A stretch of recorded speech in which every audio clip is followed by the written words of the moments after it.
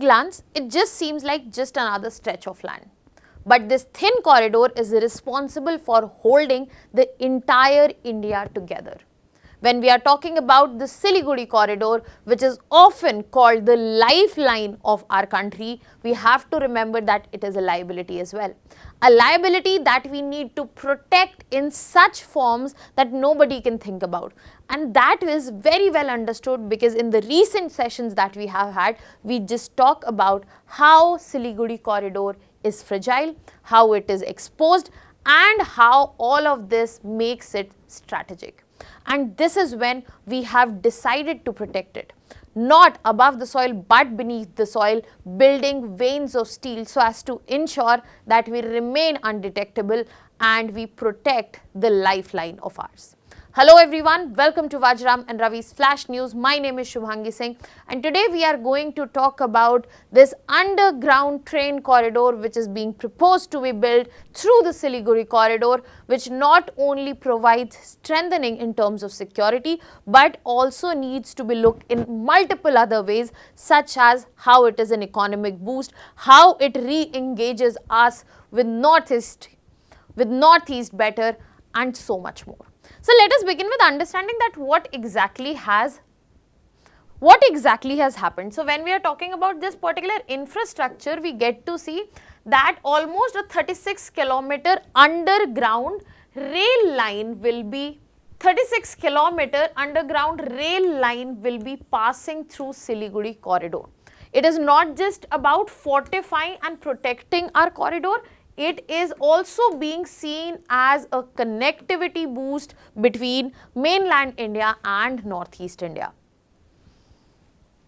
Now, when we are talking about this very infrastructure, it is very important for us to know that why are we hailing it so much? Why this infrastructure has so much significance? Before that, let us understand this infrastructure first. So when we are talking about this underground rail corridor, this will be providing connectivity between North Bengal and this underground rail corridor will be facilitating connect between Darjeeling district, Uttar Dinajpur district and Kishanganj district of Bihar. Now the direct connectivity which will be facilitated here would be between Bagdogra in North Bengal to straight up in Bihar where we have Dumdangi. Now another two important places we have to understand that the major distance is between Dumdangi and Rangapani, rest of the distance is up and until Bagdogra.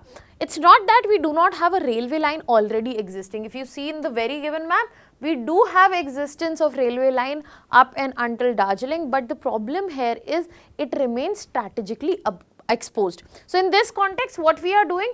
We are going for a underground corridor.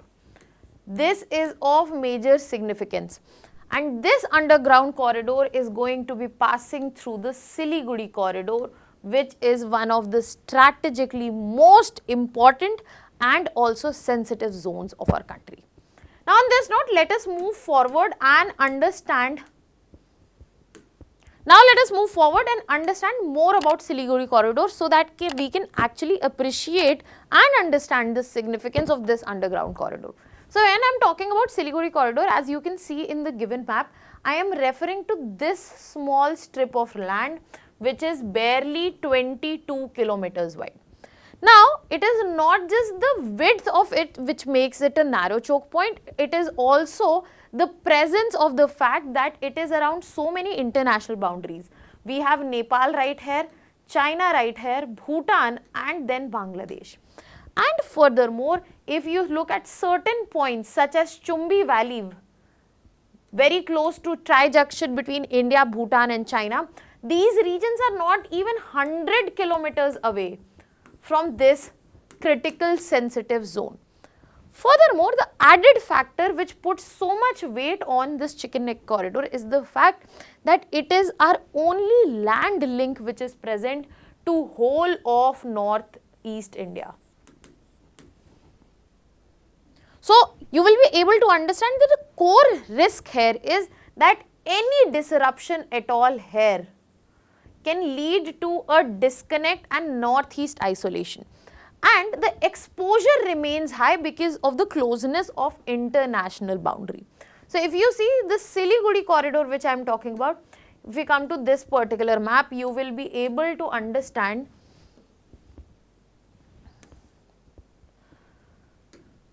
that this corridor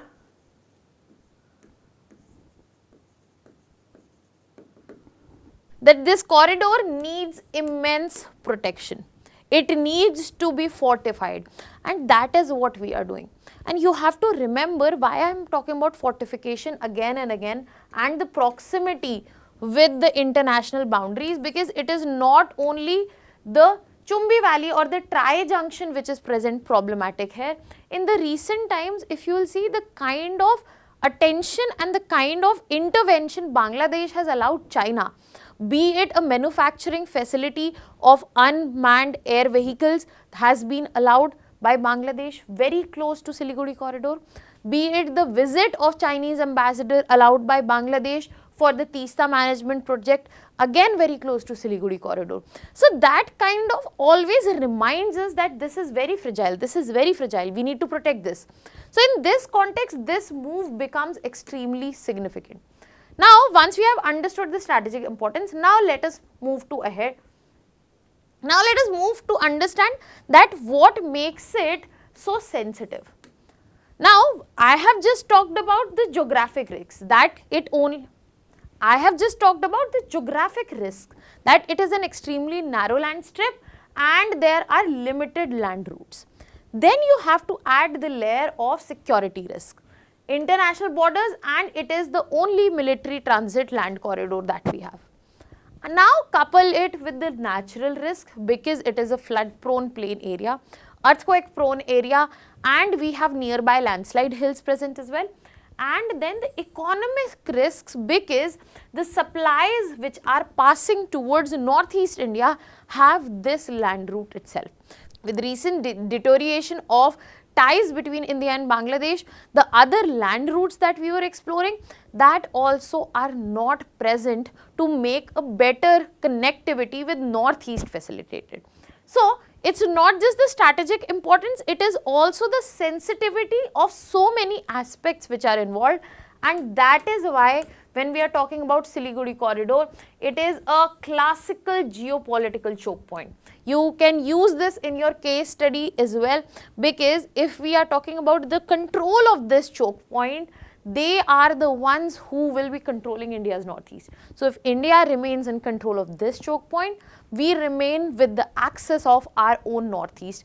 Otherwise, that remains very critical, especially from the national security and integration aspect.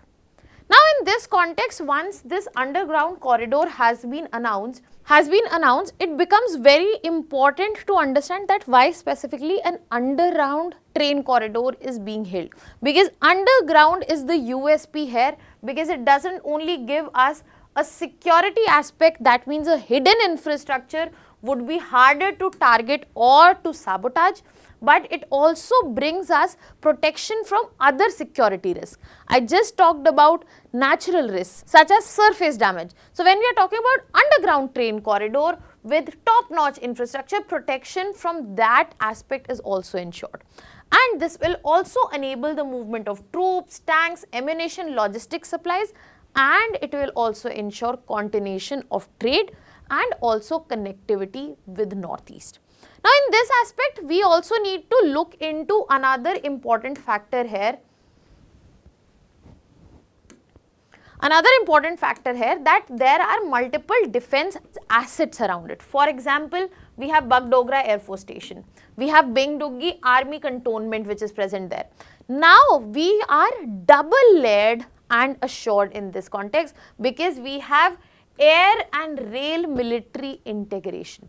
So it is not just about creating one layer of protection, we have ensured double layered, and this integration will further strengthen not just our protection but also our connectivity to northeast. Now in this aspect, as I said, this is not just about one single corridor, it is also about how this is so geopolitically sensitive. In this context, we need to talk about China as well, because If we are talking about China, we have to remember that they are strategically linked with this corridor, because if whatever our efforts, we can't point towards one specific country, but if we had to, the first name on this list would be China. Because when we are talking about this location, you have to understand this is Chumbi Valley. Here we have Bhutan, and this side we have Sikkim, that is India, and this is the tri-junction that we are talking about. When we are talking about Doklam standoff, it took place right here. So when we are looking at this position, as I have earlier mentioned also, the Chinese position from here to Siliguri Corridor are almost 100 km or less. And when we are talking about Chumbi Valley, it has certain higher elevation. That means in terms of altitude, it is higher as compared to the Siliguri Corridor. That gives already an edge in this context. So the strategic sensitivity that I have been talking about, that increases here. And with incidents such as Doklam standoff, the Galwan Valley issue further increase the sensitivity and the need for strengthening our infrastructure in this very region. Now, as we have discussed this, that when we are talking about this infrastructure, we cannot see it as a merely infrastructure push. We have to look at it a broader protection and broader enablement of national integration and also security measures. But in this context, we also get an insight that this is not just about infrastructure, this is about a broader strategy that India is following. Initially, India had reactive defense. We used to put infrastructure in place where there were problems. Now we are anticipating the problems and we are putting up our infrastructure. And that is why this particular project is part of a bigger strategy where we are focusing or enabling our resources in this very region.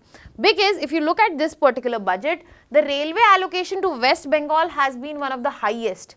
The projects which are already underway, they hold a big component here, and there is a planned bullet train origin also being ensured for Siliguri Corridor.